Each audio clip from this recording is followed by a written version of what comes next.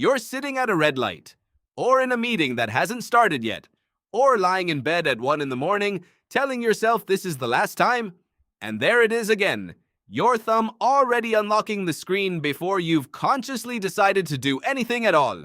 40 times today, maybe 80, the same small motion, over and over, with no memory of choosing it even once. You tell yourself it's a bad habit, low willpower, too much time online. But the real answer is far stranger than that. You are not weak.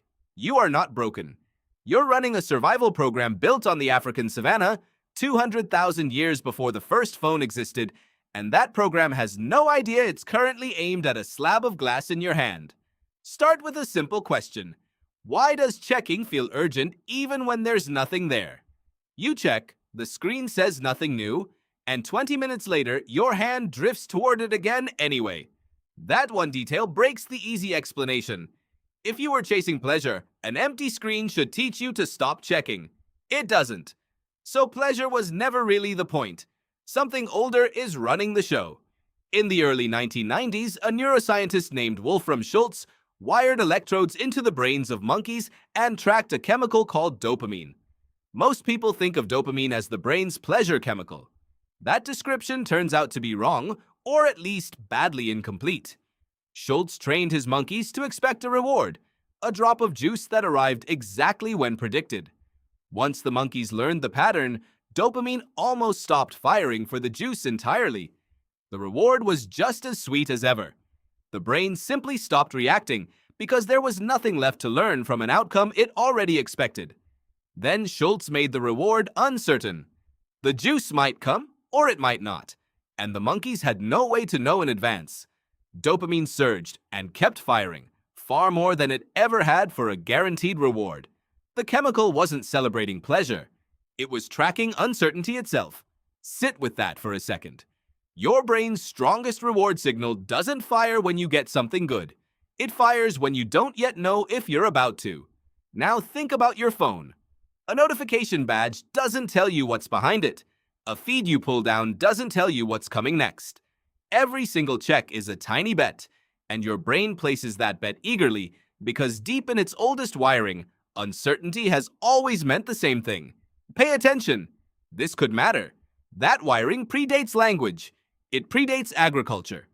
For most of human history, survival depended on constantly scanning an unpredictable environment. Was there fruit past the next ridge? Was that movement in the grass wind, or something hunting you? Had a neighboring group shifted closer to your territory overnight? Anthropologists who study small-scale foraging societies describe a near-constant background task of scanning, listening, and tracking the unknown.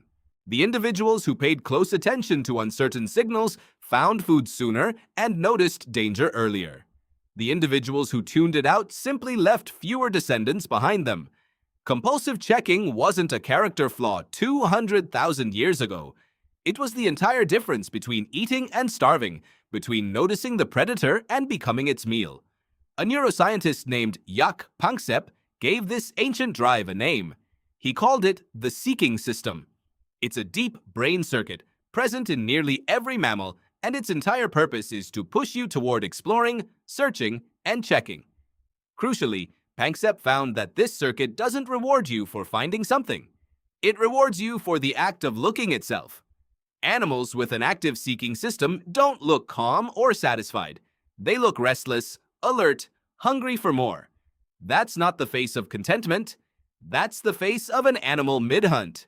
Here's the part that should genuinely unsettle you. Your phone wasn't designed by accident to trigger this circuit. In a very real sense, it was engineered to. Back in the 1950s, a psychologist named B.F. Skinner ran an experiment with pigeons that's now famous in behavioral science. He built a box with a lever, press it, and a food pellet drops. When pellets arrived every single time, the pigeons pecked at a steady, almost bored pace. Then Skinner changed one rule. Pellets started arriving unpredictably, sometimes after one peck, sometimes after 20. With no pattern the pigeons could learn. Their behavior transformed completely. They didn't peck less. They pecked obsessively, far more than when the reward was guaranteed. Skinner called this a variable ratio reward schedule, and it remains, to this day, one of the most powerful patterns for producing compulsive, hard-to-stop behavior ever documented in psychology. It's the exact mechanism behind a slot machine, and it's almost feature for feature the mechanism behind your phone. Pull down on a feed. Sometimes there's nothing. Sometimes there's something that changes your whole afternoon. You never know which one it'll be until you pull. That's not a happy accident of app design. That's a pigeon lever, rebuilt for your thumb, refined by people who have read the same research you're hearing right now. This isn't a guess about app design. It's documented. In 2014, a product consultant named Nir Eyal published a book called Hooked, teaching technology companies exactly how to build habit-forming products. At the center of his model sits one ingredient lifted almost directly from Skinner's pigeons: the variable reward. Eyal has written openly that predictable rewards lose their pull fast, while uncertain ones keep pulling for years. A like count, a new follower, a surprising comment. None of it arrives on a schedule, and that's the entire point. The exact mechanism Skinner found in a box of pigeons became, decades later, a blueprint taught in product design courses around the world. Casinos understood this decades before Silicon Valley did. Slot machines are built on the exact same variable ratio schedule, tuned by engineers whose entire job is keeping a gambler's hand moving back to the lever. Researchers who study gambling addiction have long pointed to this design as one of the most reliable ways to produce compulsive behavior in an otherwise healthy brain. No character flaw required. Your phone runs the identical software, just dressed up as a feed instead of a jackpot. So why does it feel so personal? Why does it feel less like a lever and more like your actual friends, your actual world, pulling you back in? Because for a species like ours, the most valuable uncertain information was never just about fruit or predators. It was about other people. In small, tightly bonded groups, knowing your standing mattered as much as knowing where the food was, who was upset with whom, who needed help, whether you'd been included in tonight's plans or quietly left out of them. This wasn't gossip for its own sake. It was social intelligence, and in a species that survived through cooperation, losing track of it could be just as dangerous as losing track of a predator. That's why a notification doesn't register as noise. It registers as news from your tribe. Somewhere, someone might be discussing you, including you, or excluding you, and your nervous system treats that possibility the way it once treated a shifting shadow at the edge of the firelight. Something you can't safely ignore.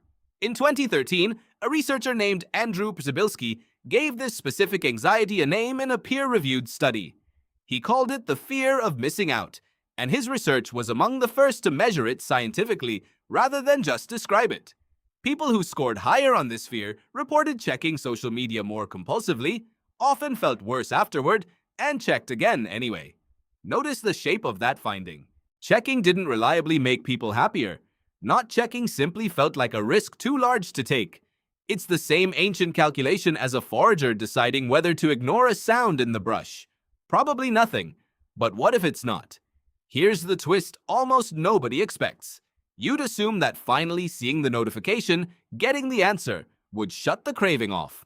It barely does. The moment you see what was behind the badge, a new uncertainty is already waiting. A reply that hasn't arrived yet. A like count that might still climb. A video the algorithm hasn't shown you. You were never finishing a meal. You were taking one bite of something that regrows the instant you swallow. This is exactly why willpower alone rarely works here. You're not battling a bad habit you casually picked up last year. You're battling a survival system millions of years in the making. One specifically built to override conscious intention the moment uncertainty appears. Telling that system to relax is a little like telling your hand not to flinch off a hot stove. The flinch happens before the thought does. And the people who design these apps understand this better than almost anyone alive. Tristan Harris, a former design ethicist at Google, has spent years publicly comparing smartphones to slot machines we carry in our pockets. Engineered using the same intermittent reward principles Skinner documented 70 years earlier. The infinite scroll that never quite ends. The notification that arrives at no predictable time. The red dot with no number attached.